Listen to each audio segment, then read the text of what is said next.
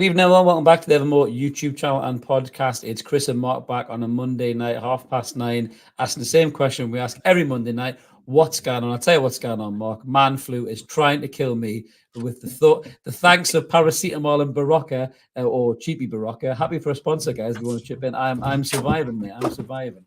The podcast. 2 seconds in and he started already. 2 seconds. Oh my God. You know, if anyone has some tranquilizer darts also as well for this podcast, what a great way to start the show. As Mark is fighting with that pesky feline. Yes, we are on tonight to talk about Newcastle United's game of the weekend and all things too. And he's back. He's controlled the beast. I mean his cat, by the way, before anyone jumps in the comments. Easy tiger. Yeah, so we're going to talk about Newcastle United's weekend performance, if you can call it that. Also, just a few other things that's been rumbling around in the world of Newcastle, and also, as always, Out of Toon. So just before we do, little reminders, we always say to you, if you haven't already, click subscribe. We'd love you to come and join us. We're actually only about 150 off 7,000 subscribers now, which is immense. So thank you so much, everybody, for click that button, who's recommended us to family and friends. We really appreciate it. And we are quite young in this whole YouTube world as well. Mark keeps telling me off for saying that, but we are. So I'm going to keep saying it as long as we are. I won't be saying it 10 years in, don't worry. But yeah, so to get to this level at this stage is immense. So we really appreciate all that support. And would love to get to that 7K mark. We've got a belter prize to give away for 7K, and also even some more prizes tonight. We have got loads of prizes galore. We are giving away more gifts than Newcastle's back four right now. That's exactly what we're doing. So we'll get stuck right in. We are live tonight. As you can see, all you guys in the chat, there's loads of you in there already. I'll get into them comments in a minute. So let's get cracking in, Mark, just with the first topic then, really, an off-step versus PEP. So we took on the best, but we weren't our best, really, mate, at the weekend. What was all that about? I mean, you sort of went through it in the post-match, didn't you? But for me, and I know I was in the chat, it was just a very, very passive display. It wasn't Newcastle at their antagonising best in the face of the opposition, putting pressure on them, you know, using that pressure in zones where it hurts the opposition, and especially against City. We've seen Newcastle play at their very best against City. If you go back last season when in the 3-3, absolutely on the front foot, putting pressure on the City defenders, keeping them playing in areas they didn't want to play. There was absolutely none of that. Eddie's comments after the game about, you know, how they sort of had the intention to go out and disrupt City's game and be aggressive in it. There was absolutely none of it until about 60-odd minutes when the substitutions came, and then there was a little bit more. But realistically, other than the first couple of minutes in the game, there was really nothing. It was really, really... No, it's not a depressing thing. You go to City and you lose 2-0, it's not so much of a bad result, but I think it's just the nature of it. There was just no... There felt like a real lack of almost ambition from the off. You know, apart from, like I say, the first couple of minutes, just it did just feel like a little bit of a lack of ambition from the off. And look, they got really unlucky with those two deflected goals. That can happen, but there were an awful lot of things that needed to be a little bit more sharp. I think that was part of it. It's just the utter sharpness of the team just wasn't there right from the off.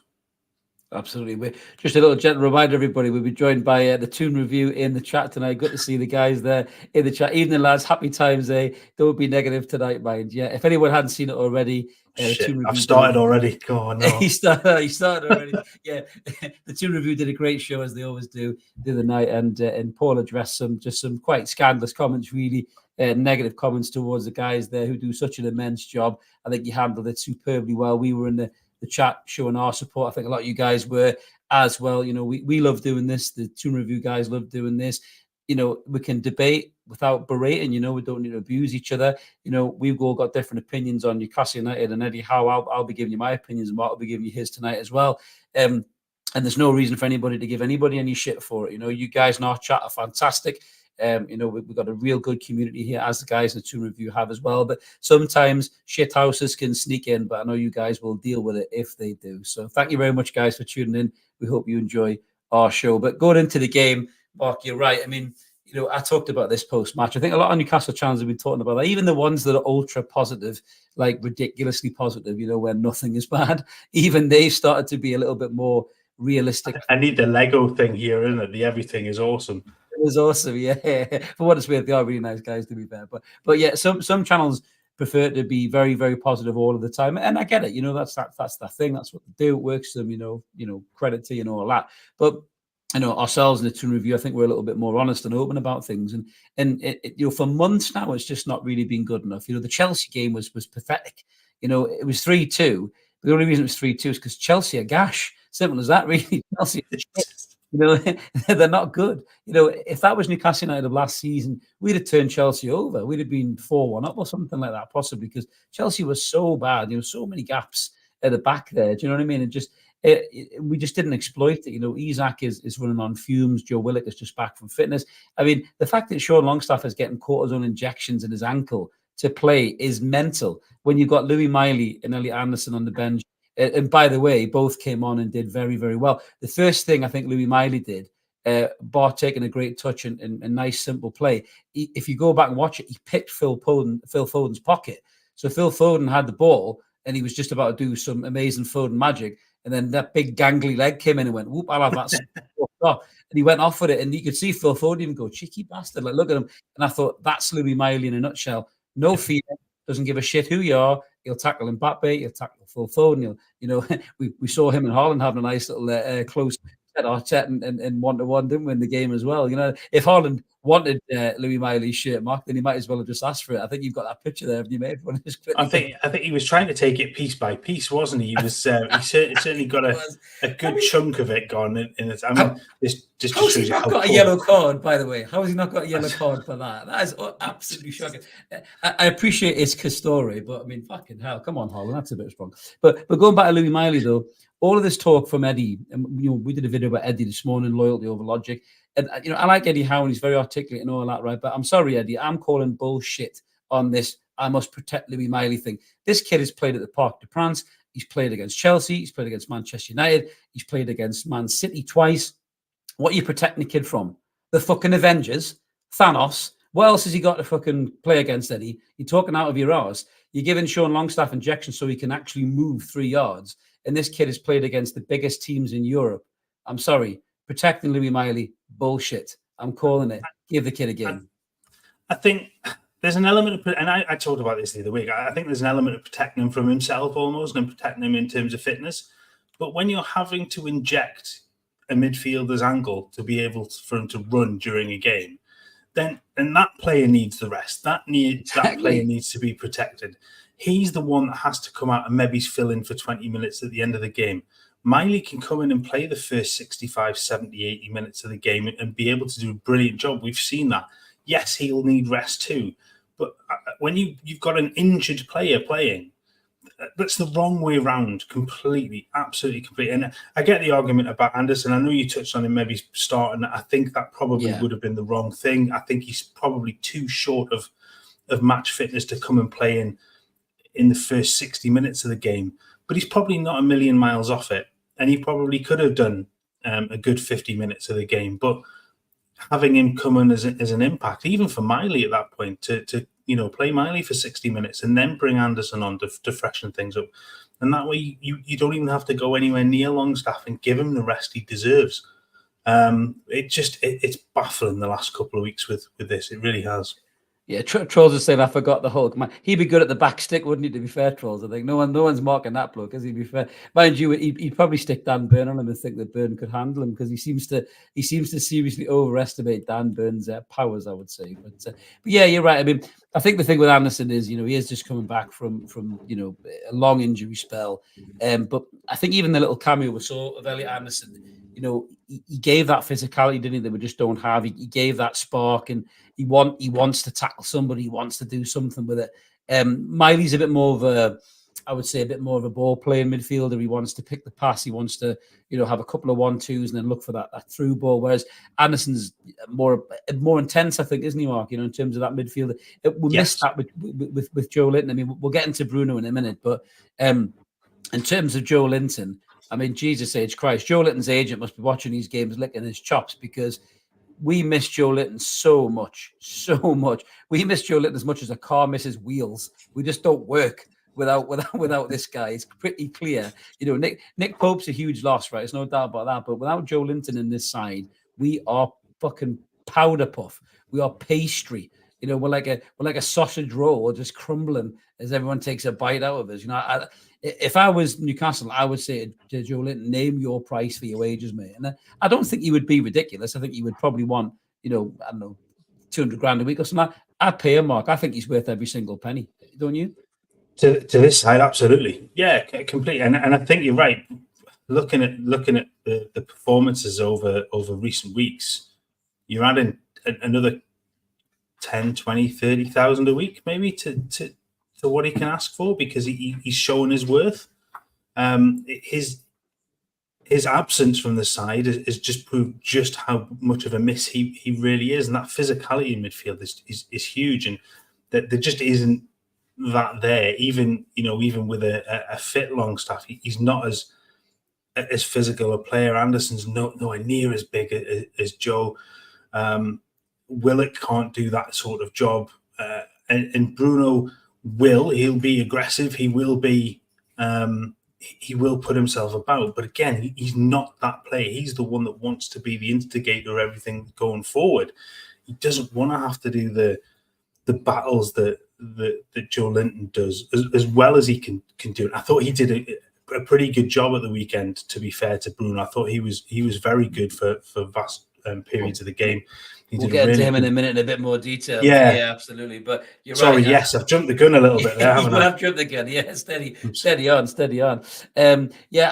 be fair, I was just going to say, going back to the game, I mean, we talked about this with Eddie, Mark. We're not scared to say it, I do think the tide's turned a little bit for Eddie. I don't think it's gone too far.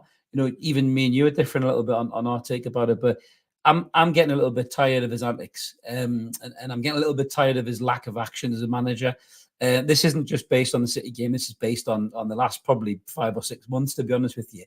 I look back at all those games, and I look back at his over loyalty to players who are woefully off form, and I include really good players in that. Key players was like Kieran Trippier. There was a time when Trippier was so off form that he was giving away more goals than I've ever seen a defender give away. He couldn't pass in a straight line. And if he went for a piss, he'd probably piss up the wall, not the fucking urinal. That's how bad he was at that particular time. And you had Tino Livramento sitting, clicking his heels up on the bench, and you were thinking, what are you doing? Then we were playing Dan Burn, a left back, getting rinsed from every winger who could lace his boots and get in the grass. And again, you had Tino Livramento and Lewis Hall sitting there, talking to each other about, what time they're going to log on to play, fortnight later on or something like that. And you were thinking, come on, Eddie, what's going on? And there's just the lack of action, the lack of reaction. And at the weekend, I think, Newcastle last season would struggle to beat that Manchester City side, where everything was going right for us, where we were masters of the dark arts, where we were horrible to play against, and all that kind of stuff. And even if that Newcastle had showed up against City probably has that capability of just turning the gears up and blowing you away. But like you say, Mark, we made it so easy for them. And why didn't he make the substitutions at half time? Did he honestly think that team going out in the second half was going to get back into that game? With Dan Burn just looking completely lost at left wing back. You say it out loud, Dan Burn, left wing back. You think somebody was having a laugh. You know what I mean? Come on, Eddie. Like you're taking the piss, really. I want to see a journalist say that to him. Come on, Eddie. You're taking the piss. Dan Burn, left wing back. They won't say it, but did he? It's really a one-way ticket to get yourself banned from the press room, isn't it? I mean, I tell you something. I should be a journalist for one press conference. Craig Hope would have nothing on me. Come on, Eddie. You're taking the piss, aren't you? But I mean, why didn't he make the changes at half-time, Mark? That's a bit I don't get. The players come on, and the energy in the team just picked up a level, didn't it, straight away? Yeah, look, so one thing you often see from managers at the top level, isn't it? When something's not working, they make changes early. I know we don't like Arteta. He's a prick. He's a monumental bellend at times. He really is. Earlier in the season, he started a game and made a substitution after 20 minutes. because something wasn't working. Where's that? Where's the substitutions at half time? I think who other games this weekend? Unai Emery made a substitution at half time this weekend when things weren't working in the first half. He changes the defence around. We've seen Ten Hag do similar sort of things. He's very strict in what he does with the substitutions as well. He's very Eddie-like, but he will do it.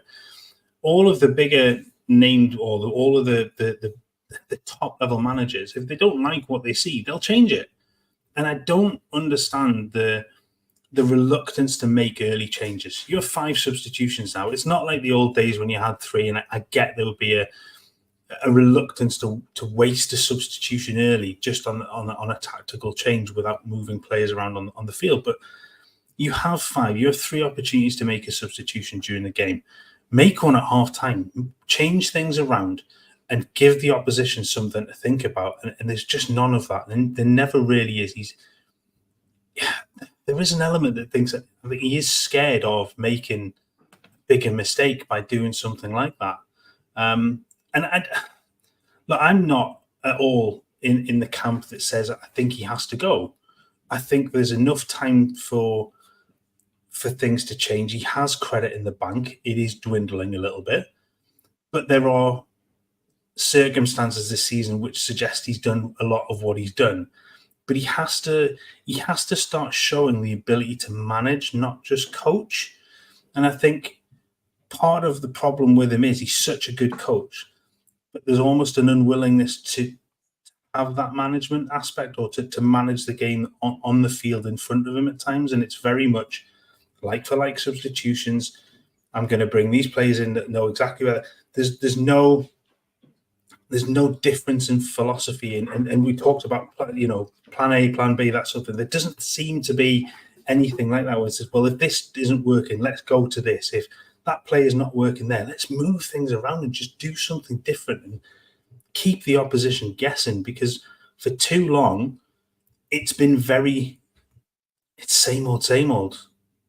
How many times have we talked about it's Miggy on the right-hand side? He's always going to cut in. How many times have we said, just do something different, Miggy? Go on your right foot once. And to be fair, he did it a couple of times before he sort of came out of time. He went to the byline with his right foot and put a cross, and all of a sudden the defender goes, oh, hang on, I've got to think about something different. Eddie has to do similar things. He has to do something different at times to keep opposition managers guessing and to force them to change their way and their styles. It's not all about just reacting to what City do or to what Chelsea do. You've got to put them under pressure too. Yeah, absolutely. I agree with what Stevie's saying there. So if it was just for the injuries, Eddie could be forgiven for the drop in form. But the biggest problem is he doesn't learn from the mistakes week in and week out, playing the same players, regardless of form. I think he says his subs are always too late, and the same as what Woody's saying there. Good friend of the channel, Woody. Good to see you, Woody. Definition of insanity, doing the same thing again and again and expecting a different result. Which is exactly right. These tactics. He seems to be employing the same tactics.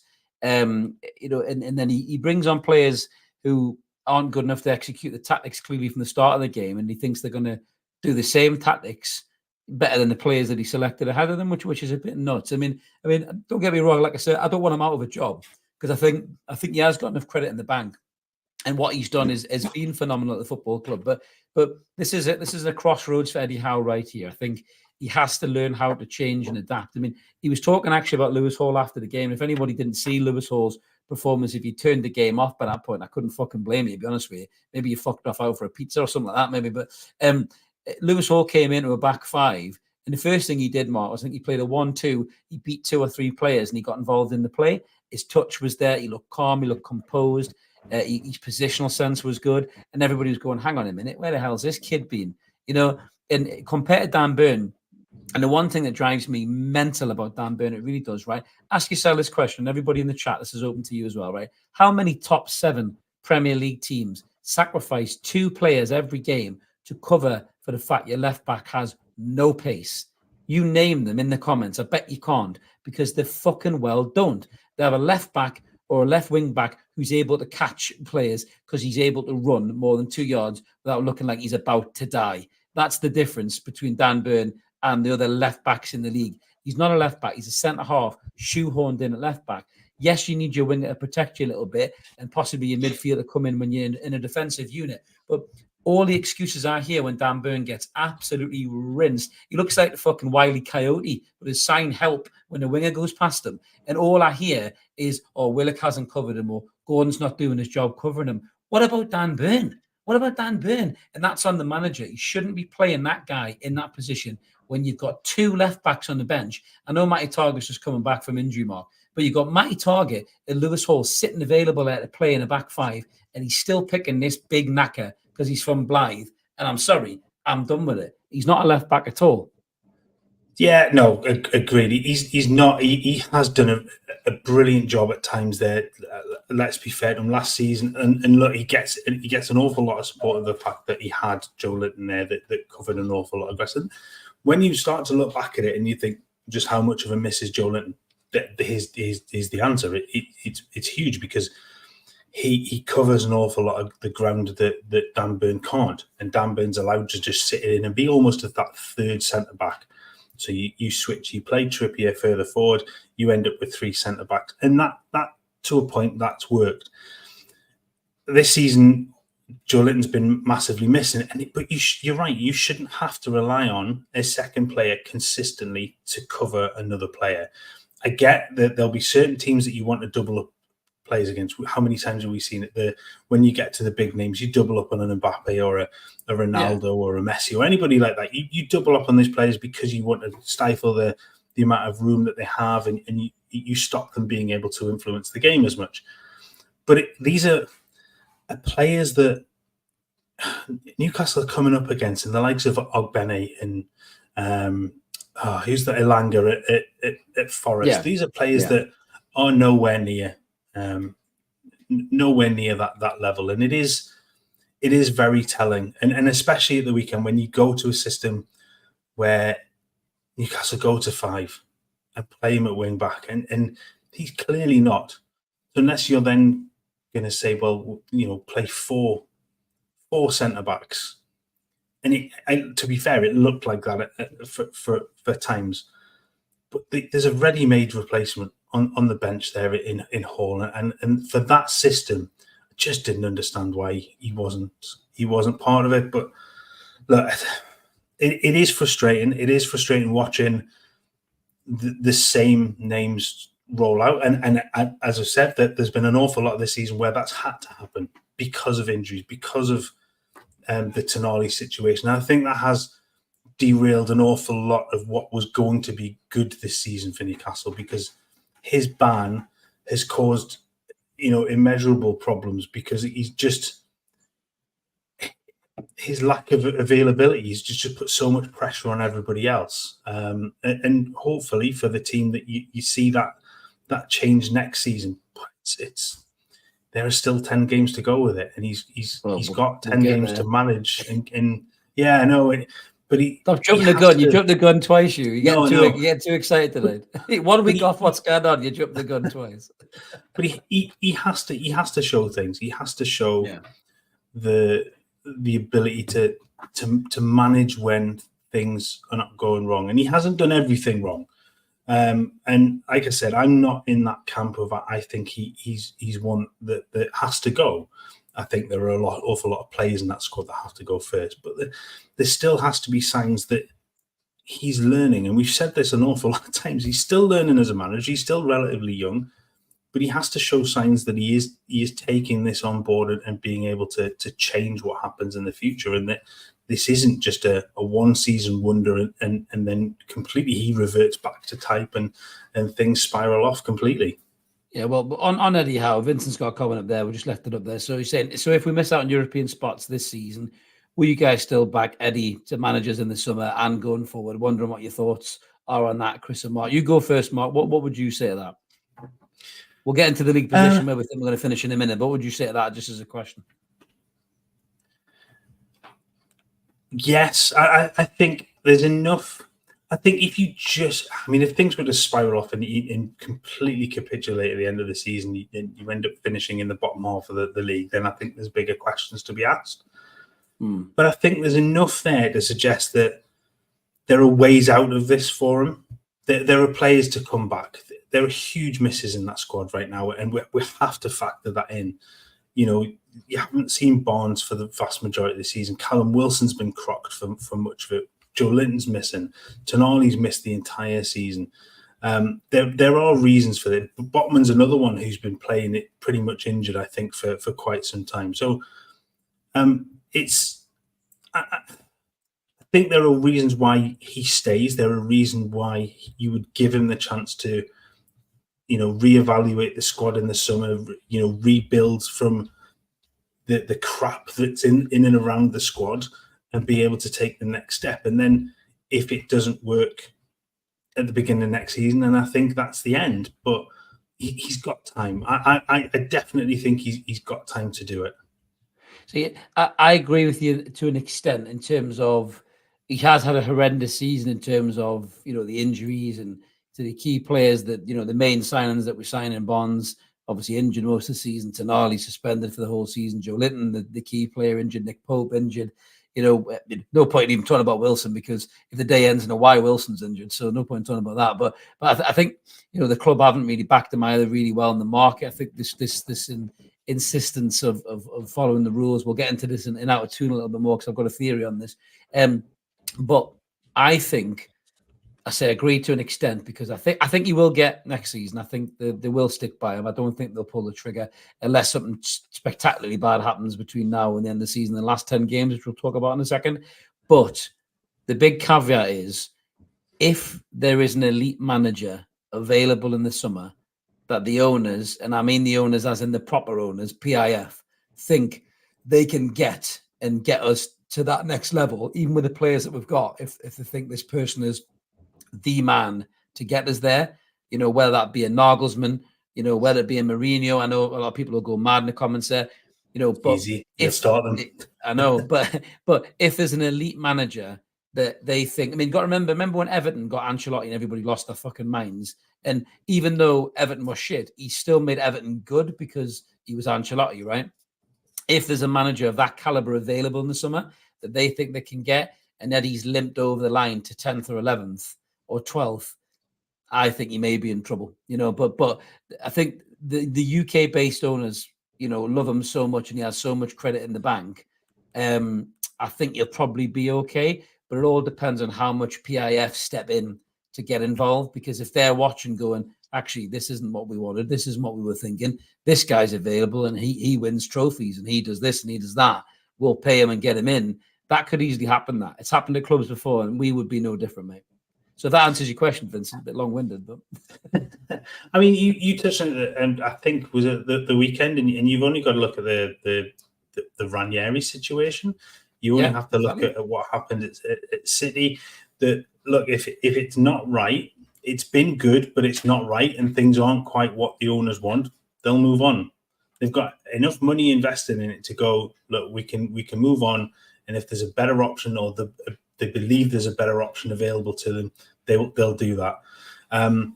I don't think they will, and I don't at the moment. I don't think it would be right to do that. I think, like I say, if it was catastrophic for the rest of the season, I think it could happen.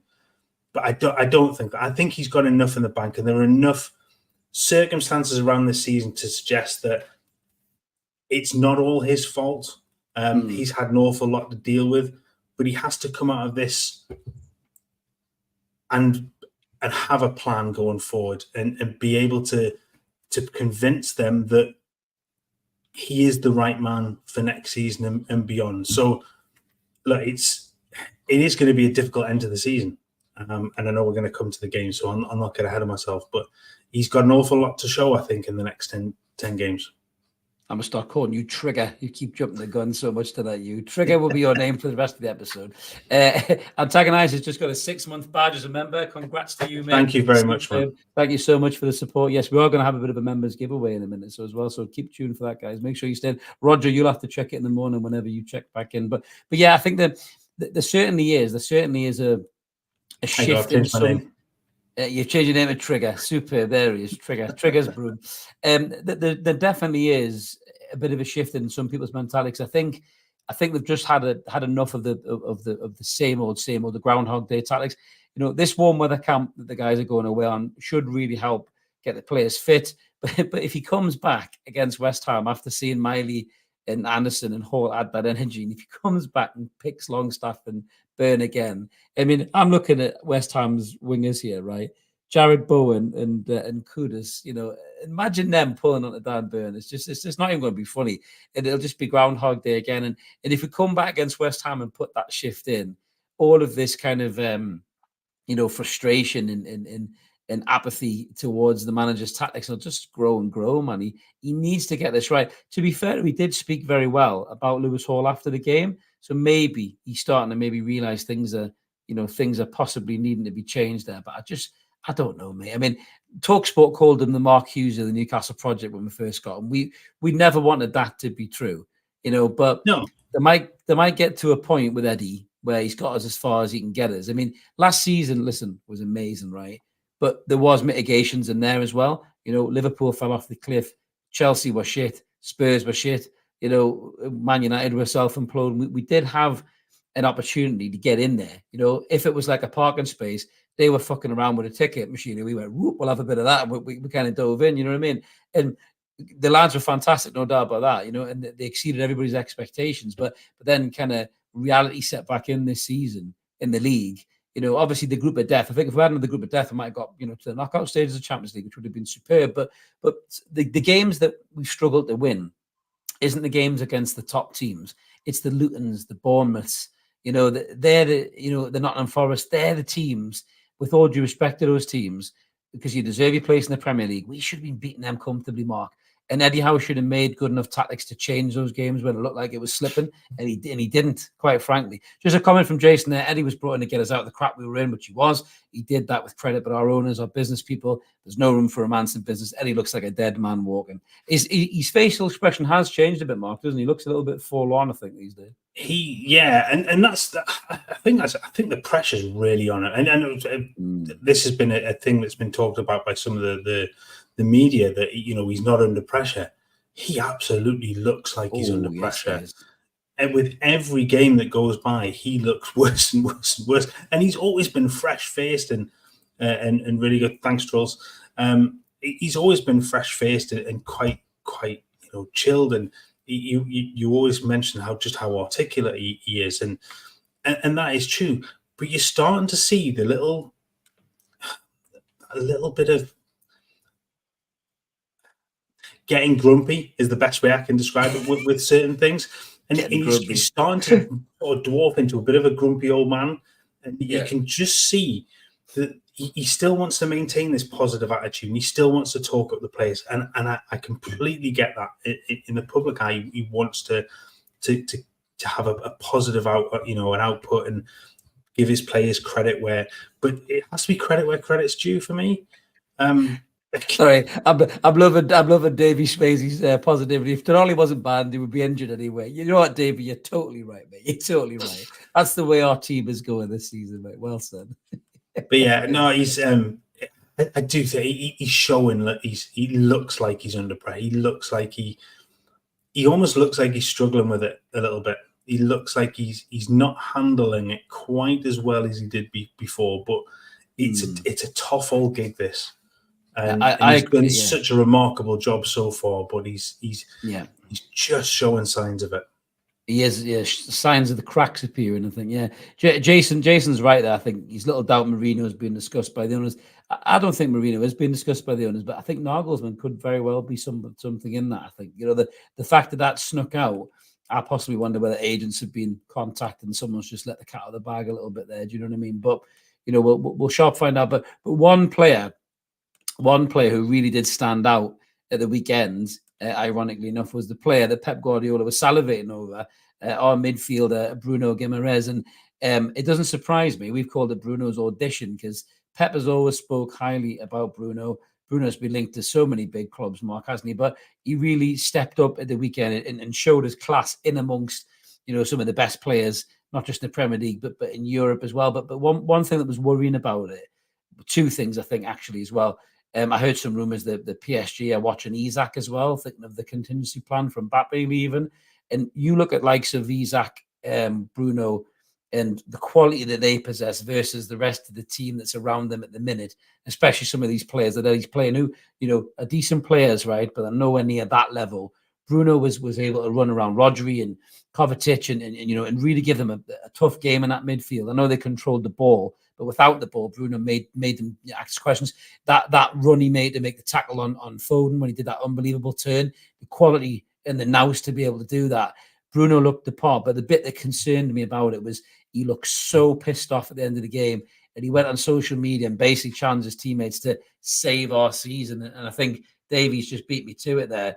Isak and Bruno gone, and we'll get into European football in a minute, Mark. But this is the danger, isn't it? If you start dropping off from the standards you've set, and you've got players like Isak and Bruno that are coveted by other top European sides, that's a real worry, mate, isn't it?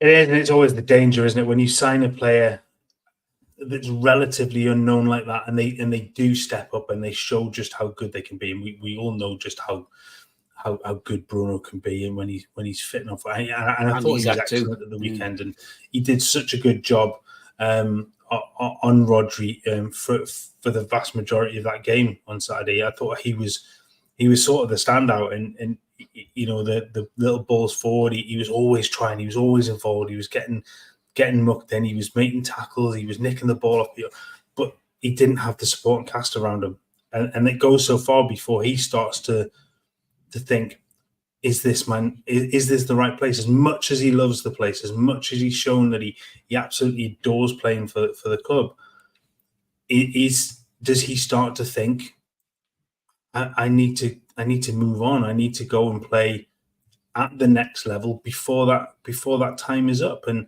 his stock is high. Isak's stock is high. As I know he struggled with his injuries this season, but his stock is really high in terms of the goals, the goal to game ratio, that sort of thing. There will be teams that will covet them, and it might just be, if Newcastle don't make European competition last season, that those two may be the ones to move on, because they'll want to play in the Champions League and at that higher level. Absolutely. Simon saying that Bruno and Isak will be off in the summer, and he wouldn't blame them. It's nothing. It's the fault of our manager and disinterested ghost ship owners. That's why Joe Linton hasn't committed either. That's an interesting one, absolutely. But Ian's got you covered. Don't worry. Billing and Solanke will come in to replace them in the summer, which is a frightening thought. Tim's in the comments saying we'll have a job keeping hold of Bruno and Isak this summer, regardless of the league position. It's interesting because I think, the Bruno one, kind of, when we signed him, there was big teams in for him. But Isak had a ropey season, come back from, I think, really poor return of goals. So I think a lot of the bigger teams switched off from Isak, and we were able to steal a march. But, everyone's seen his quality now. I think his strike rate's only bested by Haaland, I think, in the league. So people can see a player there that you can get way cheaper than a Haaland or an Mbappe. Likes of PSG, be thinking, oh, there's an easy fit, if they come in and take over from Mbappe. In that league, you get loads of goals. But the Bruno one's an interesting one, because when you have these players from South America, the dream's always to go play for Barca, Real Madrid. And apparently Real Madrid are looking at him. Barca have got to shift some dead weight, I think, in the summer as well. Everyone says Barca skin, but they always find a way. Now, if Bruno is going to go, I'd rather he would go to a Madrid or a Barca. We'll get some money for him, and he's not playing against us, in the league every other week. Yeah. Go to a City or something like that. But the Barcelona one's an interesting one, because we could maybe even do a decent swap deal for some players as well within the mixer. But you look at the likes of Liverpool, who have been a way more successful side than us for years. They lost Coutinho to Barca, they lost Suarez to Barca. You know what I mean? No player is safe, certainly from a South American element, Mark, if those big two La Liga teams come in. And I think, it's a nice move on to the next section, because the big thing really is obviously where we're going to finish in the league. So 10 games to go. Bruno's fired out the rallying call to say, we need to save our season. Mark, you've got the remaining fixtures up there. We're going to go through these fixtures.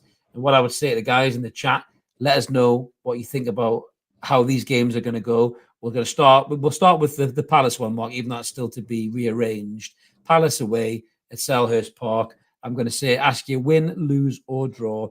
And guys in the comments, jump in and tell us what you think. Then we'll move on to the next one. Just say Palace and whether you think it's a W, a D, or an L. So go on, you go first, Mark. Palace away. What do you reckon? Yeah, just a caveat: the teams in green are all the teams that each team are playing against that are currently in the top 10. So it just gives it a little glimpse as to the difficulty of run-ins for each team. But Palace. I think I had this when I did my predictions for the rest of the season. I had this down as a 1-1 draw. Yeah. I'm seeing a lot of draws in the comments. Yeah, I'm going for a draw as well in that one. So the next game coming back, we'll get a few more draws in, guys. They're banging draws. And I think everyone's going to say draws, I think. So West Ham at home. This is a tricky one, Mark. West Ham are a good team. They're having a decent season. We have got such a good record against West Ham at St. James's, and my heart wants to go to a win. But the way we're playing, I just have a bad feeling that he said, look at you. There's always one, George. Look at this smart ass in the comments. Well played, George. Well played, my friend. Gold star for you. I'm not Craig Cole, but you get the merit marks, mate. Well done. But yeah, the West Ham game for me at home, I just can't see past a draw, Mark. I can't see past a draw for that. I actually have it down as a 2-1 defeat. Ooh. To be honest with you, 2 weeks for them to 2 weeks off. I better refresh. I try not to be too negative about things, but I do. I just think they've got enough about them up front to cause an awful lot of problems when you throw in exactly that. Joe Linton hit it on the head. Yeah, dangerous side, mate. That was my reasoning. Yeah, absolutely. Yeah, well, neither of us are saying a win over. So Everton at home. Sorry, yeah. Andrew is the most optimistic person I've ever seen in my entire life. I know a podcast you could get a job on, Andrew. I won't say who they are though. But yeah, so the next game is Everton at home. I'm going for a win for that one, Mark. Win. I fancy that. Yeah, win for that. Fulham away. I'm going draw. And we dip it again because I've gone for a win for this one. Fulham are a weird animal, and they can be great or horrific. And I think Newcastle get a win. Might catch him. So we've got Spurs at home. I'm going defeat. Yeah, same. 2-1. Yeah. 2-1 defeat. I can't see us winning that game. I really can't. Manchester United away. I'm going defeat again. Yeah, again, I've done the same as the Spurs one. I've gone with a 2-1 defeat. Yeah, absolutely. We'll get some of your comments in here, guys. We can see them all flying in with the results here. Sheffield United at home. I'm going win. Big win. I think not another 8-0. No, not another 8. 4 or 5 maybe, but yeah, definitely a bigger win. 6.5. Burnley away. Now, this is a tricky one. I think I went for a win. Burnley away. I went for a win. A shitty 1-0 win. Yeah, did you go for that as well? 2-1 win. Equally, they're scrapping for their lives again. Not much in it. Yeah. Just look, we've got 146 of you, I think, in the chat, guys. So smash the like button if you can as well. I'm just seeing some of the comments flying in there. 7-0 says antagonized. Superb. So Brighton at home. Now, this is a tricky one. Again, it depends what Brighton show up. Looking at Brighton's fixtures there, they got some tough games, man. I think Brighton will be really down in the dumps by the time they play a second last game of the season. But I'm going for a draw because we never really seem to do very well against Brighton. Never really get one over them too much. I'm going for a draw. Yeah, I did the same. I think I had it down as a 2-2 draw. The record at Brighton isn't particularly great. Certainly, the last couple of seasons hasn't been very good at all. But I do see them dropping away. I do. They've got so many difficult games coming up, and they've got 6 top 10 teams so far plus Chelsea. I just think they've got a really, really difficult running. And when you consider they're the only ones that don't play, think anybody from the bottom 3. They're up for a really difficult last 10 games. Yeah. Now, it's that kind of astute punditry that I think should really get Tim a job on Sky Sports. That's the kind of stuff that I would like to see, really. 4 wins if Isak stays fit. If he's injured, we're fucked, really, mate. So, a fantastic, Tim. Absolutely superb, mate. Absolutely love that. Absolutely love that. We've got one there, anything from Simon saying on his predictor, that's 11 points from the last 10 that he's got as well. So yeah, yeah. Sorry, Andy. Andy said, listening to your prediction is depressing as the match on Saturday. Sorry, Andy. We're just trying to be realistic. So the last game, we'll finish the last game, and then we'll talk about our league positions and where that puts us. So the last game is Brentford away. I got that as a draw, mate. I had exactly the same 1-1 draw. Yeah, 1-1 draw. So we ran our results through a predictor, and Mark's got the. So pull up mine first, Mark. I think mine's more bad. I'd say we use 2 different predictors at this point as well, so a little bit of consistency. Yeah, we use 2 different predictors because, in my own words, Mark sent me when I said that sounds like way too much work. This one is just easy enough for me to do. So I did the easy one. So I've got us finishing in 9th. Now that's probably not good enough for us to get European football. No. So yeah, that is a big problem for obviously keeping a hold of the likes of Bruno and the likes of Isak, and then obviously for next season as well in terms of attracting players. So I've got us in 9th with no Premier League, no European football, beg your pardon, regardless of who does what. Again, Tim, ever the optimist, Tim says, at least we're staying up, lads. Mate, honestly, Sky is waiting for someone like you, Tim. Superb, mate. He's on form tonight. He must have had a glass on a school night, Tim. On a school night. So, Mark, you're a lot more positive, mate. Your predictor's more positive than mine because you guys finishing 8th, which I think is enough to get us in a conference, isn't it? Couple more points, but I think if things pan out, then I think that leaves into conference football next season. If City win the FA Cup and England get the coefficient to get 5th for the Champions League, I think that pushes Europa League down to 6th and 7th, and then Conference League down to 8th. So that would give European football. Interestingly, and I know we're going to come onto the topic sort of towards the end, we both had Forest going down, and we both did this before the 4-point deduction was announced. So that was a little quirk. I tell you what, Gibbs White would be a good shout in the summer, regardless if we've got Europe or not. I think Gibbs White could be a great signing for Newcastle. And obviously, if we're losing Bruno, Gibbs White could give us that creative spark, couldn't he, in the midfield, which we're going to miss out on without Bruno there. So, and obviously with Tonali to come back, hopefully, it won't be as big of a blow for us, really. But listen, Newcastle haven't lost the race for top 4 or top 6, based on losing to Manchester City and Man United and Arsenal, Liverpool and stuff like that. We've lost it because we haven't been able to beat the teams who should really be below us in the league or fighting relegation or just looking to be in the mid-table. We put in such bad performances against them, and it's not just us. Other teams have done it as well, but they haven't done it as many times or as frequently as we have. And I think that's what's cost us the European spots. Mark, really, I think if we'd been able to put away Forest, put away Luton, put away Bournemouth, that predictor would have us probably sitting in a Europa League space, and that's really Newcastle have only got themselves to blame really for that, mate. Yeah, look, there've been some poor ones. I mean, you go back to the Bournemouth away game. It was an abysmal performance. The Everton game as well, which was dreadful earlier on. But the home games, the Forest and Luton games, really just, I mean, it's points dropped. And you're right. If you're getting those results where you'd really be expecting to be getting results, suddenly that table looks a lot more positive. We're probably being a lot more positive with our predictions for the rest of the season. Cheers, George.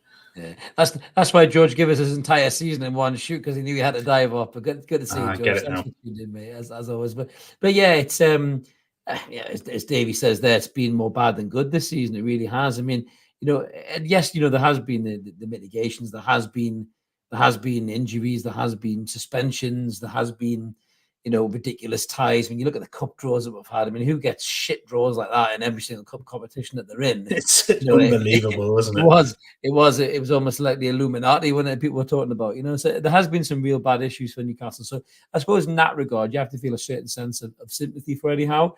But my point is, in the last 6 months, a lot of these issues that people are griping about now aren't about the teams that we've drawn, aren't about, Tonali's ban, aren't about the injuries. It's about him continuously sticking by players who just are costing the team at that particular time. I mean, the Trippier, never mind Burn, everyone, I hate the word scapegoat. Anytime somebody has a shit game, you accuse of calling them a scapegoat by jumping on them. It's not a fact they're a scapegoat. It's a fact that they've been targeted by another team successfully and exploited. And that's what's happened to Burn. That's what's happened to Longstaff in midfield. That's what happened to Trippier when he was going through his wobble. And I think I said this, Mark, to you a few weeks ago. You got to look at the owners as well. I think the summer was poor. I mean, that could have been the Ashworth versus Howe thing. We don't know what that was all about behind the scenes. 2 young players and 2 starting players. Did Eddie want more senior players? Was he rebuffed? You look at some of the players that he was linked to who have now gone on to, fun enough, play for likes of West Ham and Villa and Spurs and are doing really good jobs. Did Eddie want those players and he couldn't get them because of this weird director of football dynamic that was going on? We just don't know. And I don't think we'll ever know until, Amanda Stavy's next documentary, which is probably coming very soon. And then we probably will find out all about that, to be fair. But it's just a weird situation for him. So saying all that, he should start next season. But, I mean, the pressure's on him now, Mark. If he gets the summer has to be right with the market, mate. Especially with no European football, we're going to have to be shopping in a much lower pool, aren't we, than where we would have wanted to be. I mean, either way, they're going to have to shop really smartly, especially with the current makeup of FFP and PSR rules and things. I suppose the time will tell as to how much that changes and when that changes from and what they're able to do. But yeah, I mean, the difficulty is you don't know which pool you're going to be shopping in, because it could very easily be European football, and it is a slightly different market. And maybe you're not having to then sell 1 or 2 that you might expect to have to sell if you don't make Europe, because those players want to move on, like we touched on with Bruno and Isak before. So the summer is going to be critical, because there has to be an awful lot of movement. There's got to be an awful lot of players that move on, because they're just not good enough for where Newcastle are right now, let alone the next step on. But you then have to replace those with quality players, and also be looking to the future to start to bring in the next ones, the likes of Minter and Qual and those sorts of players. That and about Minter, he's playing superb. Yeah. But again, you look at, and we've talked about this before, but you look at the models from the other teams like City, where you bring in these younger players with a view of if they're good enough, brilliant, they're first team players for the future. If they're not, they're sellable, and you make profit on them and able to use that money to better the squad and go again. So that there has to be both ends of the spectrum. And I genuinely thought that's what Newcastle were doing in the summer, with the young players coming in and the likes of Tonali. And look, the Tonali one has been an absolute car crash so far. And through no fault of the club. I think that's all on him. But him coming back will be like a new signing anyway, and that's not costing anything. So it is key. To go back to it, the summer is key. The summer is going to be the biggest one of Eddie Howe's career. Absolutely, because he has to nail it. He has to get it right. He has to bring the right players in, and he has to hit the ground running next season. Well, maybe you should listen to Craig, because Craig is top of the Evermore FPL, as he wants to tell you there, Mark. So give Eddie some tips, Craig. You're obviously doing a cracking job there. Just one more before we move on. Tim saying, do the players look like they're buying into what he's been doing recently, whether it's tactics or personnel? It doesn't look like it to me. I agree with that. I think the commentator even said that as well. I think on the game on Saturday, I don't know if they put Shearer possibly. I think Shearer said it's a big concern if they're not, buying into what he's been asking them to do. But I think you're right. There's a lot of dead weight there in terms of the players. They're not good enough. I mean, the whole Bruno Isak thing, I think there's more chance of Isak staying than Bruno, I think, because Isak is the main man. With Wilson's going to go, so he's going to be the main striker. It's whoever we buy in and around to support Isak after that. But I definitely think Bruno will be gone. I wouldn't be surprised if that's already being talked about now. But I just think that there is positives in here. I think Louis Miley's emergence this season is a real positive. And I think he's got 10 games left where I think he'll have a big influence in them. Goes away for the summer, again, pre-season camp. if you remember a long time ago, I'm not trying to compare him in terms of players, but if you remember a long time ago when Cristiano Ronaldo signed for Manchester United, he was a skinny little string of piss, and he went away one pre-season and come back like a fucking middleweight boxer.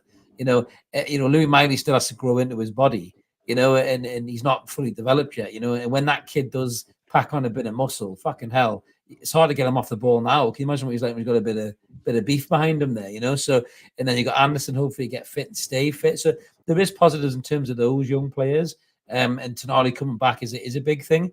Was Tonali the replacement for Bruno all along, as you said, Mark? I think when we signed him, was he the replacement? So I just think that there is some stuff to be positive about. But yeah, the summer has to be right.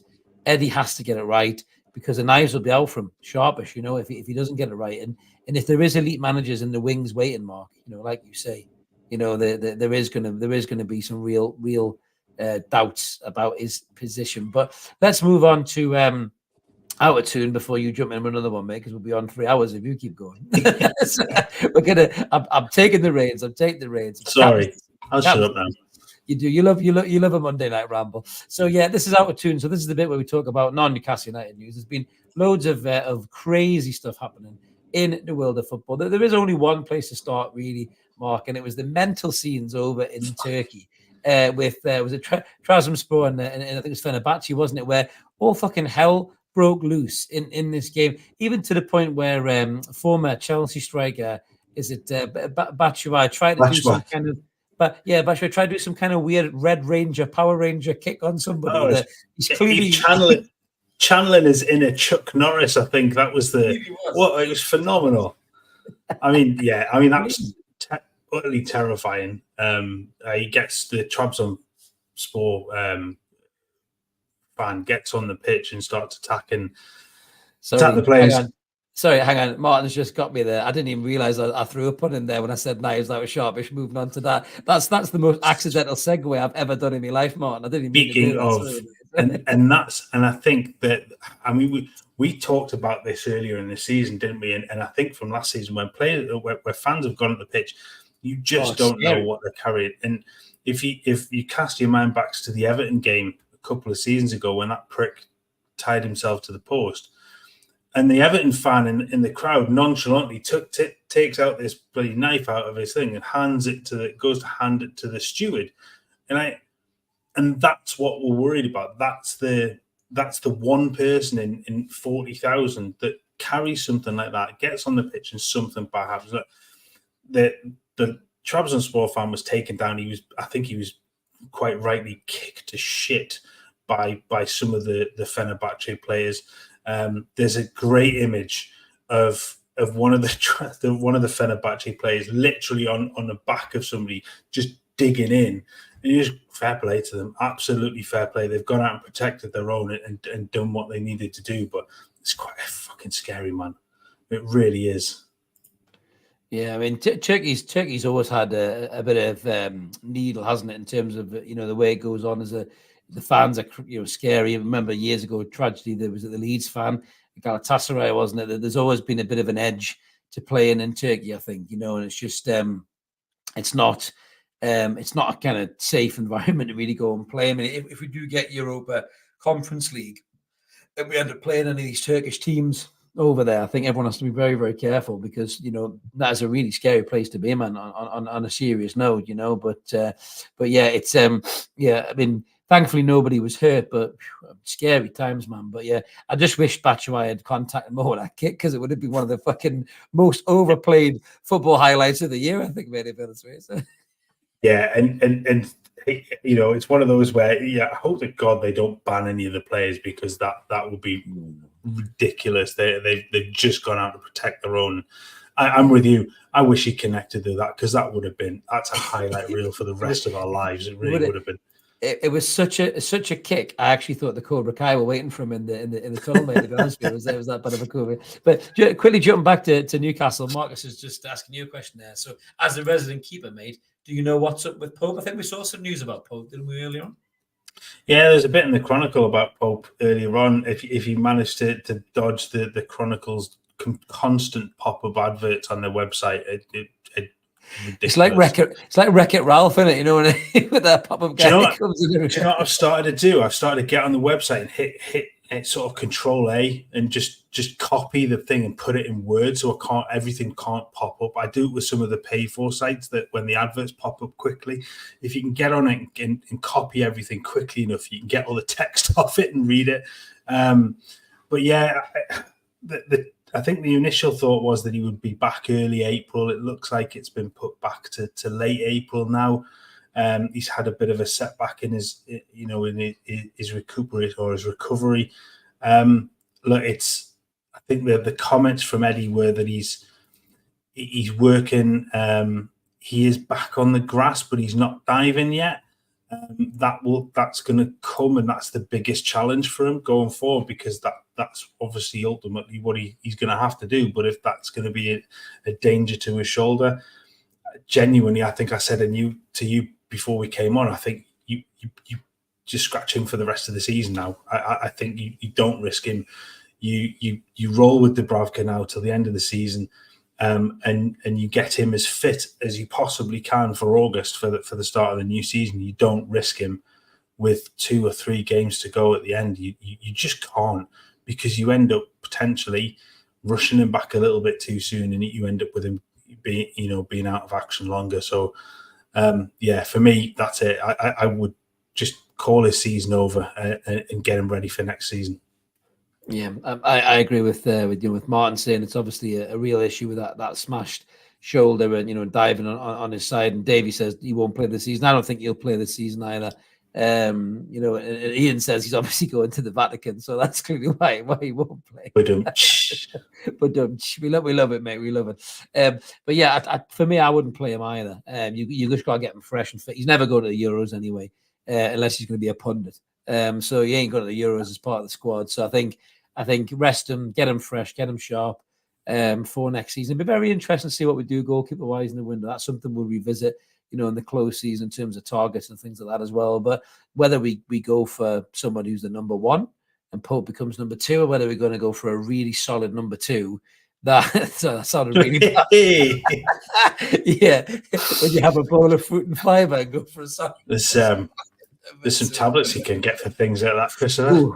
I tell you what, I was in the services the other day, and some guy definitely went for a solid number 2. I tell you that. It took 5 mops and 6 caution wet floor signs. Oh man! Sorry, a solid backup goalkeeper even. Do you know that subject? It always reminds me, totally off topic, but just a quick one. I used to work in an office in York, and there was a guy in there that used to talk to himself while he went to the toilet. While he was having a shit. Yeah, he used to use women's names as well while he was doing it. It was sort of the most bizarre thing I've ever heard in my entire life. Scared the crap out of us. Literally. It wasn't like Valerie Sploosh. Just the most bizarre man I've ever met. Wow. Honestly, just really, really odd. But anyway, I've never heard anybody say a lady's name while having a shit. I've heard people swear at their own shit several times. No. Certainly in services toilets as Ambo's on the road, but yeah, that is very bizarre, very strange. How did we get there from a goalkeeper? My God, that's evermorphing. Like and subscribe. But yeah, so only this part of a Monday night that we ever get anywhere near this. It's criminal. It's criminal. We haven't won one of them fan content awards. It's criminal. I tell you, it's absolutely criminal. But moving on to some of the other things as well. Loads of FA Cup action at the weekend. Some unnecessary red cards, which was the red card for Diallo's winner. I must say, it was an unbelievable game between Manchester United and Liverpool. I hate both teams. And obviously, Clippity Klopp showed everybody his true colours as a complete wank that he is by getting pissy and moany and accusing the reporter of being out of shape. Everyone's seen it on social media. I don't need to give that piano mouth twat anymore coverage, and he's already getting good riddance to bad rubbish. But Diallo obviously scores a winner. Great finish. You'd be critical of the keeper. You probably will be, because you always are. But it was a good finish. And he was already booked. He took his shirt off. And these referees, Mark, I mean, fuck me. Just stop being so robotic and like an android. I mean, just, 4-3 in the cup, quarterfinal, going to Wembley, Manchester United versus Liverpool. just fucking go and tell the kid to put his shirt back on, for the name of fucking God, man. Honestly, what is going on with these referees, man? I know he's got a job to do, and I know there are rules, but you're in the last minute against your bitter rivals. It's the greatest moment of this kid's career so far, Exactly, and he's got a bright future. He really does. Just honestly, take the rap from the PGMOL or your boss, whoever it is that would give you grief for not sending him off. But I think the whole world would forgive you for not sending the kid off at that point. It was just, like I say, I know it's a rule. I know it shouldn't happen, but there's got to be a little bit of, yeah, I kind of get it. I'll let him off with this one. It's not like it changed the game. It wasn't going to be. It was the last second of the game. It's not going to make any difference. Just, yeah, common sense. It has to be. Just, yeah, just awful. It's just, like you say, he would have had so much more credibility had he just made that decision, and not sent them off. But I mean, referees, man, honestly, absolute morons. And then you ask yourself the question, what was this referee watching? Never mind Batshuayi. This is straight out of, like, Bruce Lee, Enter the Dragon or something. This, mate, how the fuck did this not get a red card? What was that about? That's one. Is that one of the finishing moves off Mortal Kombat or something? I think it probably is, isn't it? Yeah. But for those listening on the audio, this is the ridiculous fly kick in the Wolves Coventry game, where the Wolves players connected so sweetly with the beak of the Coventry player. It's almost like you can hear the Street Fighter 2 noise, and they're like, whoosh, like that, and he's on the deck practically. Just mental, absolutely mad. Yeah, again, it comes down to consistency of decisions. And you look and you go, how is that not given? How is it not? I mean, it's so dangerous to be. It's not like the Coventry players knelt down to head the ball. He's off the ground himself, and the foot still hit him in the face. Just ridiculous, honestly. And I agree with you as well. The Shaw yellow, that absolute bullshit. That was never a yellow. That was one of the best tackles I've seen in months, man. Unbelievable. Absolutely unbelievable. Kev is saying, how out in the summer? I'll bet my marriage on it. Now, do you like your wife, Kev? Because we're not sure how much of how does Mrs. Halligan think about that? Yeah. that might not be that much of a statement, Kev. Depending, I'm sure you're happily married, mate. But yeah, I'm assuming she's not watching. I'm just going to go out on a limb there. I would say so. Yeah. And Jack says, on your beak, son. Absolutely, that was a horrendous one. And Jason says, kick in the beak. It was an absolute kick in the beak. And you're right, Martin. Our ref was pissed as well. Interesting. I think we've had some comments in there that the Mackhams are up for sale, which is fantastic news. I'm pretty sure I will see that down the Tynemouth Market in some little stall in between a tea cozy and maybe a cat-shaped bread bowl or something like that. And they'll say, one football club, can't fill the ground, but is a massive club. £1.50, please. And then I'll maybe scrape it together and just crash the whole stadium. They'll be on eBay marked as slightly used, won't they? And I must say, in the Out of Toons, we have to say before we finish with the before a couple of finishes before we go off, big shout out to Isaac Hayden for his subtle digs after QPR played Sunderland at the stadium is shite, and he said they don't normally fill this ground, so it was good to see a few more of them in there. And then they said about did you have a rivalry between Newcastle? He went, nah, not really. There were nowhere near Newcastle in leagues wise, so I never really played here. Just bravo, Isaac Hayden. He knew exactly what he was doing. That guy's been on Newcastle podcasts before. I think it was Newcastle Fans TV he was on. He knows exactly what he's doing. Brilliant. Superb, my friend. Superb. But I'll tell you what's not superb, Mark, and I wouldn't fancy this either. If someone said, do you fancy some chicken tonight? And this is what you put in your trolley. What in the name of Holy Christ is this thing? I saw this on X earlier on, and I can't remember whose account I got it from, and I looked and I went, What is that? I mean, it's the most bizarre thing I've ever seen in my life. Just a Spurs branded chicken breast. I mean, this is commercial revenue taking the piss now, isn't it? Really, honestly, that's exactly what I said. But to be honest with you, that's what I said as in terms of what the fuck. And then I also said to Mark, I don't think I've seen a sadder breast than when I used to work when the strippers were on in Whitley Bay, and one of them pipped in, and we thought it was one of the strippers' mums because she must have been at least 62. and she took her top off, and her breast went as sad as that looking chicken breast there. I mean, it just looks like something you'd fill your windows in or something. It just doesn't look like a chicken breast to me at all. It does. It looks like a lump of grout. It's not. That cannot be. That cannot be edible at all. Dean's just smashed it out of the park there. Yeah, it does look very much like that. It really does. Jason, sorry, did you get that? We're doing the same thing. Ooh, is it made from Spurs players? Very possibly, very possibly. Jason says that his ex put that in our bra as well, which is good. Davey says a chicken shin pad. It could be one of Jack Grealish's shin pads, couldn't it really? But yeah, and Quinn says Spurs with a glamorous merch, man. Absolutely. I mean, that is crazy. I mean, that's awful. I wouldn't. I mean, if Bruno Guimaraes was on that chicken breast packet, I'm sorry, I wouldn't be putting that in the middle of anything apart from the bin. That's probably where I'd be putting that, I think.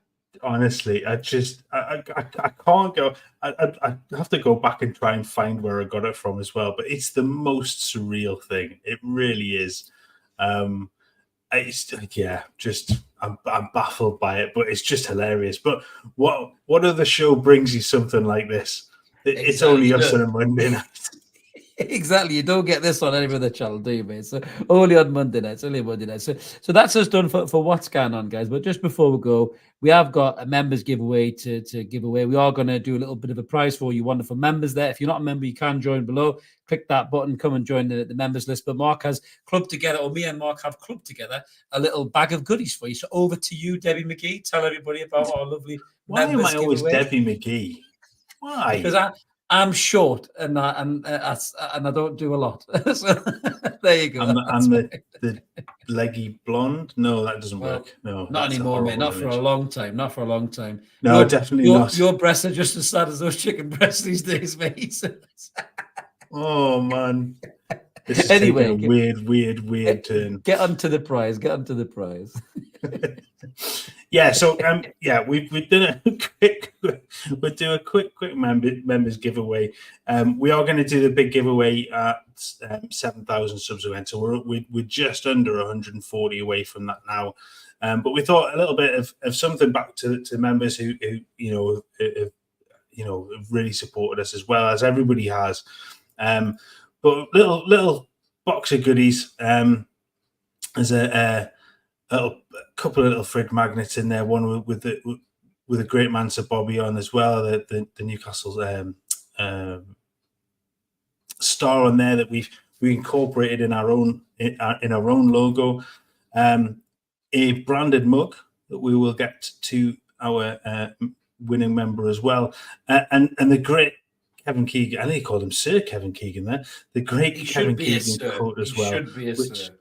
Which Christopher found rather well. So there's a nice little box of goodies to come out to a winning member. We will do the draw in a couple of days and get that sorted. You don't need to enter. You will be entered as a member of the channel. You don't need to comment on a video or a post or anything like that. We'll just do a draw with all the members in there and get that sorted out. Does that say where's the handle of the mug? Does that say? I think it says where's the handle of the mug. The mug. Yeah. Let's have a look at that again. But is there. It's just black. To be fair, Davey, we asked Miggy Armstrong to put it on. Fuck knows what he was doing, mate. So I think he got that one wrong as well. That's the old one. That's the old logo. So that's kind of what it'll look like, just with the new logo on it. So there you go. And a big shout out for Billy in the comments. Billy from the Toon Review, guys, if you don't know already. I don't do not a lot over at Debbie McGee. Yeah, Billy's enjoying the show. And just a big shout out for Billy as well. Billy took some shit as well for no reason whatsoever. He's a top man. He always gives us a great shout on his channel, and he does an amazing job at Toon Review for the match play-by-plays with him and Paul. Way better than any of that shit you watch on the TV. So go check the guys out and have a great commentary stream on while you're watching the Newcastle game as well. So thanks, Billy. Have a cracking evening, mate. I'm sure we'll catch up with you soon, buddy. But yeah, I think that's us all pretty much done then, Mark, isn't it? So a massive bumper show there tonight, which I managed. My man flu has allowed me to get through. So thank you. Well played. Yeah, my man flu, Mark's rambling, but we've made it. We're here. We're at the end, the exit junction. So thank you everyone who's tuned in tonight. We always appreciate it. We really enjoy these shows. A chance for us just to cut loose and have a bit of a crack and talk about sad, lonely chicken breasts and crazy fights in Turkey and loads of that's really tickled Mark, and loads of other crazy stuff that we like to do at Out of Toon. That's why we keep that section in. But if you enjoy this kind of a thing, guys, smash subscribe, come and join us, help get us that 7,000 subscriber mark. Again, we really appreciate all the support you guys have given us, hence why we're doing this member giveaway too. We love the community we've got here. It was a great bunch of people. We always enjoy the chat. It really helps these episodes flow and the post-match that we do as well. So thank you so much, everybody. Keep on doing it. Keep on joining in. We keep it all nice and clean here. No abuse. It's all just good crack. So have a cracking evening, everybody. We'll be back with some more content, even though the football's paused for 2 weeks. We'll club up a few things, I'm sure, and we'll come back and have a good chat about all things Newcastle United in the hope of coming back and smashing the Hammers. Have a crack one wherever you are, everybody, and we'll see you in the next one. Cheers. See you guys. Bye.